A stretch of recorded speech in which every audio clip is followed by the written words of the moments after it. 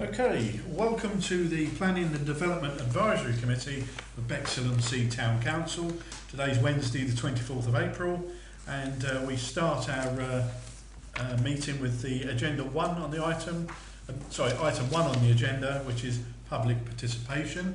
Sadly we have no members of the public present this evening, so we'll move on to item 2 to receive apologies for absence. Have we received any apologies for absence? Councillor Winter said he's got another meeting tonight. Okay, all duly noted. Thank you very much.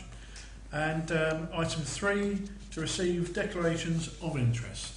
Has anyone got any declarations of interest to declare? No? Okay. Item 4, Chairman's announcements. I have no announcements to make, so we will move swiftly on to item 5, which are the minutes of the meeting held on the 10th of April. Am I authorised to sign those off as a correct account of those minutes? Yes. Okay. Bear with me a minute, this will be the longest part of the meeting.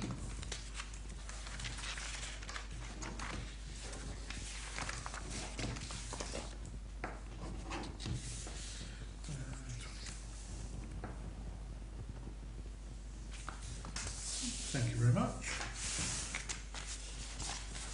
And so we will swiftly move on to item 6, planning applications.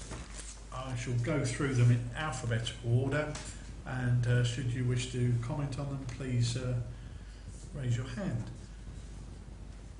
6A, B, C, D, E, F, G, H. Okay, that completes the planning applications. There's not much to discuss on those ones at all, really. Item 7 are the decisions made by Rother District Council regarding planning and permissions that have been submitted. All listed in there. I'm running from A to K. Are there any comments required on any of those particular decisions that have been made? No? Okay. Item 8, motions from councillors. There were none. Item 9, committee actions. This is to note that we've had a number of responses to the questions that were placed onto the planning authority, and it seems as if we've now got a stronger dialogue now with the planning department, the planning authority, than we'd ever had before. So it's quite heartening to realise that, and hopefully it will continue. Item 10, there are no correspondences. And so item 11, I will ask if there's any questions that councillors wish to put forward, or any other items they wish to bring forward for future agenda. No? Okay, then that leaves me nothing else to say, but item 12 is the date of the next meeting, and that date will be agreed at the annual general meeting held on the 8th of May, and then we'll find out how the planning meetings slot into the rest of the calendar for the remainder of the year. So without further ado, meeting closed. Thank you very much. Thank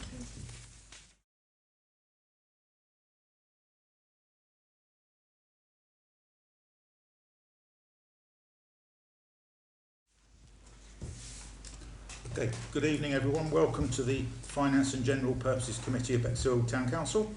It is Wednesday the 24th of April. I'll move straight into the agenda. Public participation. We have one member of the public present. Would the member of the public have any questions they'd like to ask the council? No.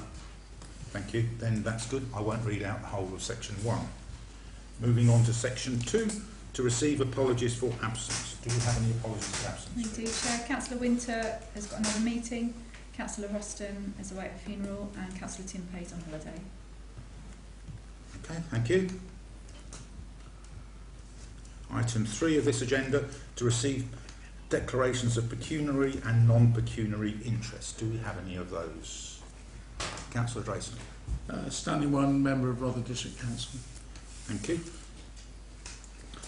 Item 4, Chair's announcement. I would like to announce, as promised, I would be at this meeting, hence why we didn't have a Vice Chairman appointed at the last meeting. Item 5 is to approve the minutes of the meeting held on the 20th of March that was sent out with this agenda. I have them here. I just need a proposer and a seconder for me to sign those minutes. Proposed by Councillor Hussain and seconded by Councillor Drayson. Thank you.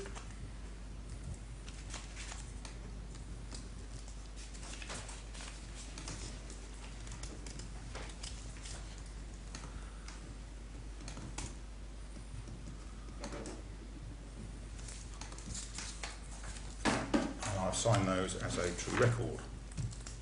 Item 6, governance and accountability. 6A, to note special expenses. They are as on Rother District Council website. There was a question that was asked as to what it was. That's where they are, and that is exactly as per the website. So that's just for information. 6B, to note Rother District Council considering adding Bexhill-on-Sea Town Council logo to next year's council tax letters to residents. So that's just for information, and we'll have to wait and see.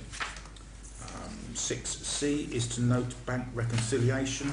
We're not able to note the budget and reserves as yet because that's the end of the financial year and that hasn't been compiled yet, so that will be at the next meeting.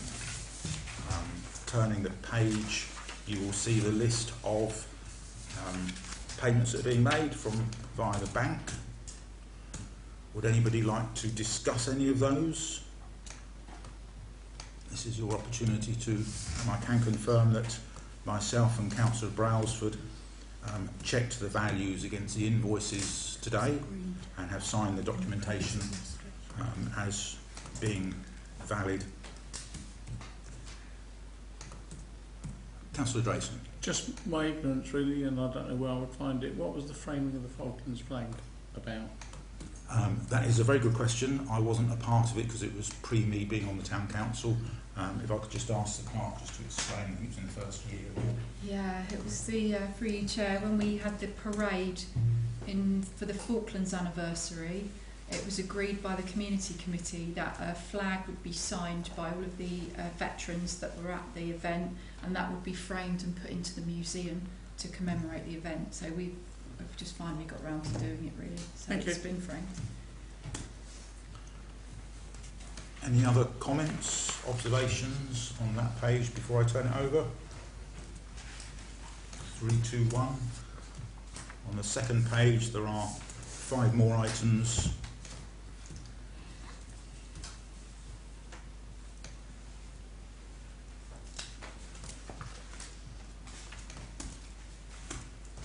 Under 6E, approving the direct debits, there was one that we weren't able to confirm via a bill, but is a standard monthly amount and it's been the same, and that's the Vodafone one, so I've got no reason to doubt that that will be exactly the same again. All the rest were clarified against the bills. So does anybody have any comments or observations against the direct debits or standing orders? No. 3, 2, 1. Okay, moving on to 6F, to approve the staff costs. That is what it is, and again, Councillor Brailsford and myself checked that against the information provided by our clerk earlier today. Okay, do we need that? Proposed and seconded. Proposal and seconded to accept all of D, E and F together, I would suggest. Proposed Councillor Drayson, seconded Councillor Brailsford. Thank you. Moving swiftly on, item 7, grants and donations. To receive reports from previous grant recipients. I don't believe we've had any of those as yet. So moving on to 7B, you were also sent the application from White Label Events, who are asking for £5,000 contribution towards their event that they're organising in June. So that's for us to discuss. For the benefit of myself, and I'm sure others, I did print off a copy of the grants procedure. And if we were to support this, it would have to be outside of our policy, because our policy, for clarification, under 2.4b, it says applications between £1,001 and £5,000. There is one round each year up to 5,000 in January, not in April. The ones up to £1,000 are normally done in July, October and January, meaning if they've in effect applied too late, they should have applied for January to adhere to our grants policy. So what does this committee want to do with this grant application? I'll open it to the floor for a debate. Councillor Drayson. For a start, this shows the value of people applying for grants rather than the half-hearted sort of discussion we had at the last council that mentioned this, and it implied that it was for years, whereas in fact this is a one-off event this year. The pair of them, it seems strange if it says there's two members and they meet weekly, but the two people involved in this have done events in this town before and they've been a massive success, not especially the 60s. And therefore I think this would be an ideal event for the town. It aimed to be free.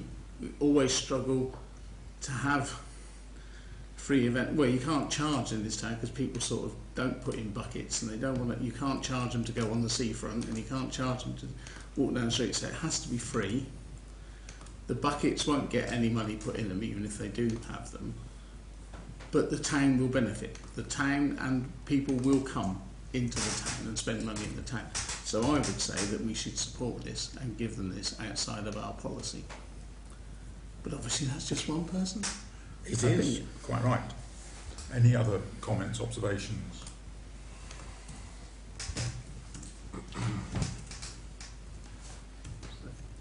Councillor Hussain.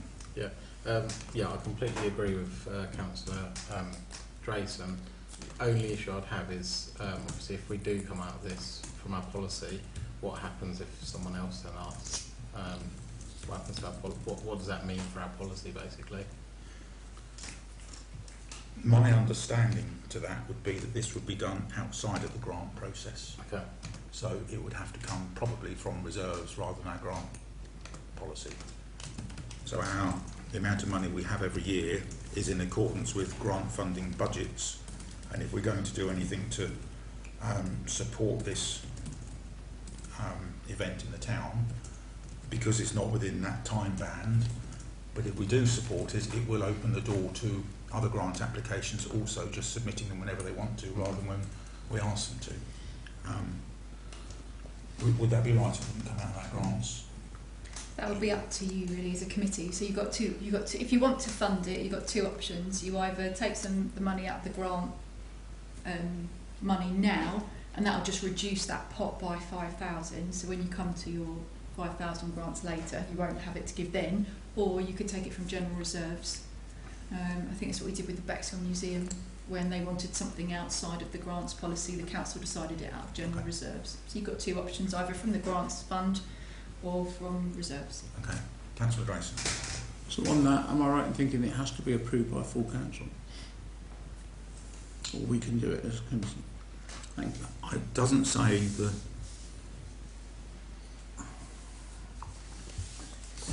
Under the terms of reference, grants and donations are managed by this committee, so you get to make that decision, and because you manage the reserves for the council, you can decide to do that. We're looking at the rest of the reserves next month. My concern would be if we took it out of our grant funding pot now, that would restrict other organisations following the right process at the right time, because we wouldn't have 5,000, we'd have £5,000 less in there. Councillor Al.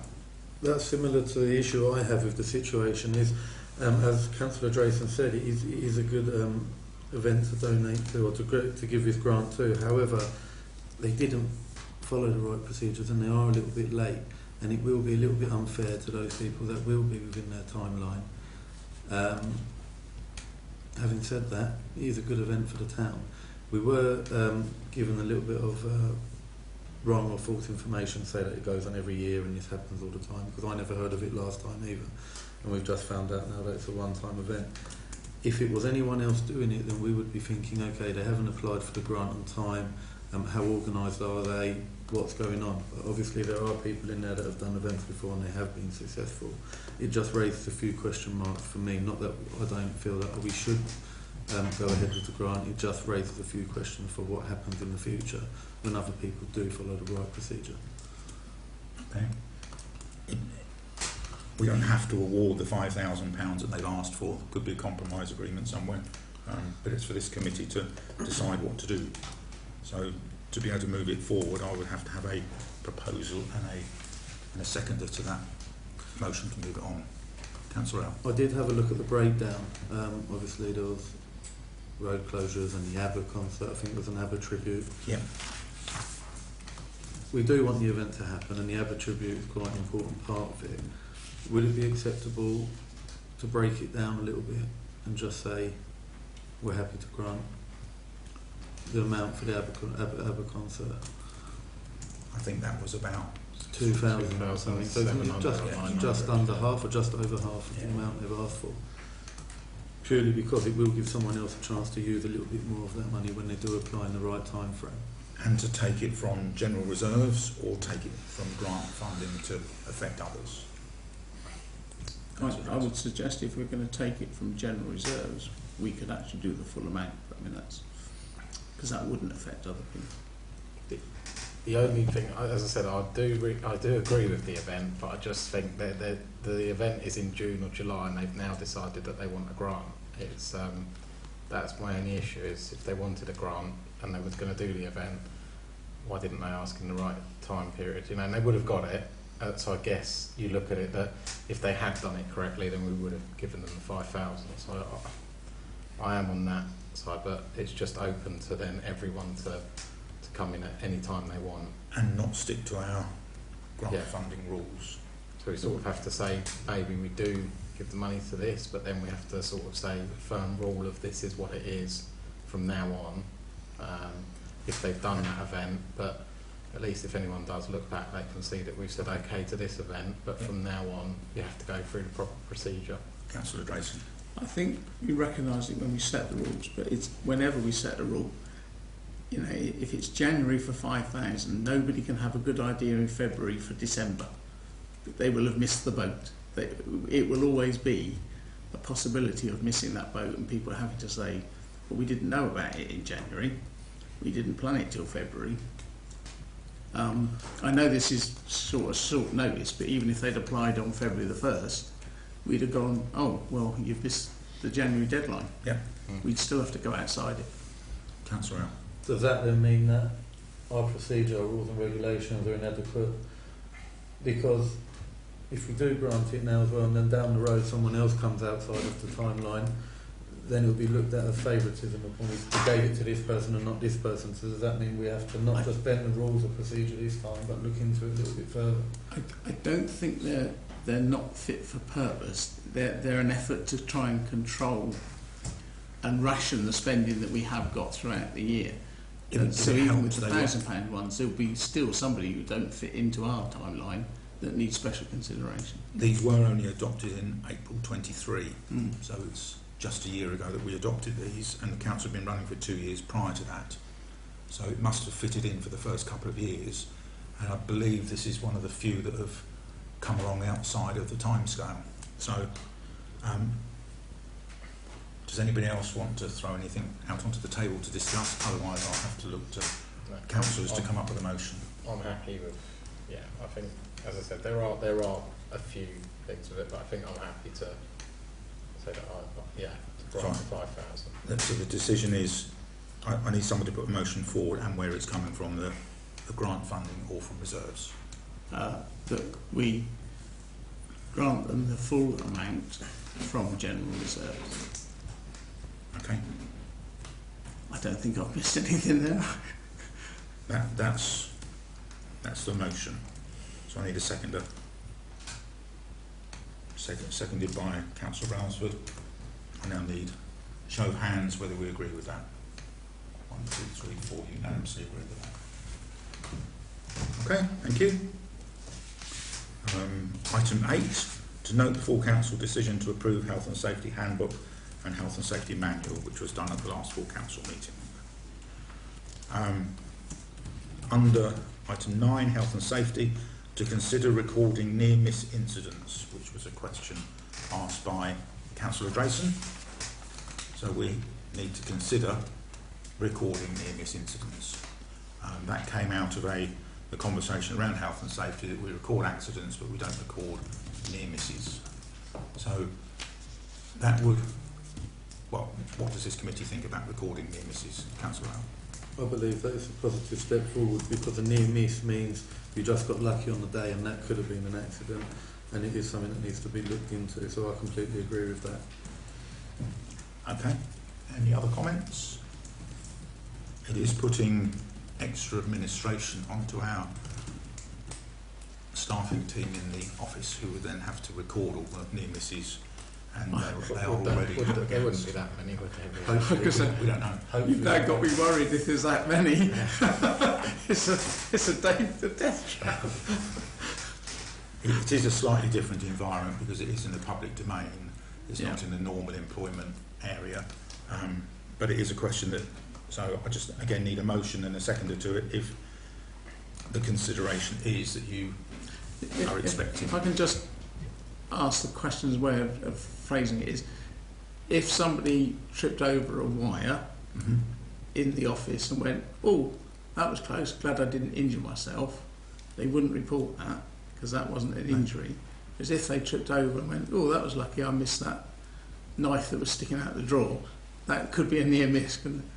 Because the end result was luck. It is down to individuals to determine what is a near miss. Yeah. Because if you just put it onto one member of staff to be responsible for, and they're not there, then you've got to have a backup to that, and then it ends up with the whole staff could be involved in recording something that might have been a near miss in that person's opinion, as opposed to an accident that can be recognised as an accident. I hope the clerk might come up with an answer to this, because literally it's just an awareness amongst the staff to also let Julie know that they were almost injured. I mean, it might just be adding 2 words to you're supposed to report injuries and put and near misses. It may be that simple. I don't know. I don't know if the clerk's able to help and say, well, it would be a massive task or. Can I turn to you, Julie, before ask your opinion on it? So for each of us, I'm just thinking on my feet. If we've got to record something, we'd have to create some sort of spreadsheet or a book for it to be recorded. Then the person, I'd have to brief them obviously on the new policy. Then they would have to report each near miss to me, and I'd have to add it to a book, and then I'd report it back to you under the risk assessment, possibly. Would that be what you're thinking of? Well, because that is a way of indicating we've got to do something about that problem that 2 or 3 people have suffered, but luckily no one's been injured. So I think that we do need that system. Okay, Councillor Al. Well, I think the example you gave is actually a very valuable one, Councillor Drayson. If you do trip over a wire and you're lucky enough that nothing happens to you, you don't fall over and bang your head on the side of a table or something like that, and that is recorded, then that gives everyone the opportunity to do something about that wire to actually save that accident from happening. I'm not sure if you can report an near-miss in an accident report book or not, or like the clerk said, you may have to have a new book for it, but it's a way of decreasing the amount of accidents that actually could possibly happen. So I think that's quite a valuable example. So this agenda item is to consider, and then we would probably have to ask our clerk to go away and write up a process as to what would have to happen for a near miss to add into a normal accident report. So is it the wish of this committee to... Sorry. I was going to say, having read through the Health and Safety Handbook and Health and Safety Manual, it's extremely comprehensive, and in a previous existence, the HR department that I worked with, each employee would have to sign as part of their review every year, annual review, that they read this and understood the terms of it, and that would cover all eventualities, I think. and I don't know how negligent we could be judged for not recording near misses if nothing happened and nobody got hurt. Is that just an unnecessary precaution? I can't see the point of saying, no, I tripped over that and nothing happened. I think it's a bit excessive. Personally, I'm not qualified to know of the ramifications of not having a near-miss policy. It feels like it might stop a potential accident in the future, but I don't know what the legal ramifications are. Well, that's why I said about the fact that these staff members would have to sign to say that they've read that every year as part of their review. This might sound tedious. Is it worth us asking Nauk's opinion, Nauk's view, who would have been asked this question by other councils around the country, and see what other people do? Because if everyone else does and we don't, then there'll be a reason why everyone else is doing it. Yeah. Yeah. As opposed to putting a process in place that might not be necessary. Yeah. Yeah. Okay. I think I like that idea. So better. could I ask for a motion to come from the floor to seek the advice of Nauk and bring back to the next meeting? What you just said. Yeah, me too. And a seconder, please. We've got 3 seconders. There was no one left to vote then. No. I'm not going to ask for a vote because with 1 proposal and 3 seconders. Okay. Recommendations from committees. Item 10, there are none. Motions from councillors, there are none. Correspondence and matters for information. I don't believe there are any, so that must be none. Questions from councillors and future agenda items. Councillor Hussain asked for a breakdown on the recorder pricings, which are there. Councillor Drayson asked about near misses, which we've just discussed. And Councillor Ostrom asked about the council tax error, blah, blah, blah. And the error was recognised by Rother District Council, and it was a system fault, and it's been rectified. So they're the 3 answers to the 3 questions that there were. This is the time to receive questions from councillors or any future agenda items, which I would think would normally come in to the clerk by writing. We then have to consider any new risks for future mitigation. Is anyone aware of any new risks that the Bexhill Town Council are open to? Personally, I'm not, and I'm assuming without any hands going up, that means nobody else is, so I will tick that one. Nearly finally, our control task for this month says complete year-end accounts and AGAR, produce annual report and the insurance policy renewal. The insurance policy renewal has been done because the payment is on here, and the other 2 items, as I've already suggested, are in hand. I'm sure you're all aware that we now have an RFO that's joined the team, so there's going to be a handover where the inputting side of it is going to be completed by the person who's done it before, and then it'll be handed over, so there'll be a clear, defined break, and then the AGAR will be completed. So we will pretty much adhere to that, but it will be not in time for this meeting. So at this point, that ends this meeting at 7:25.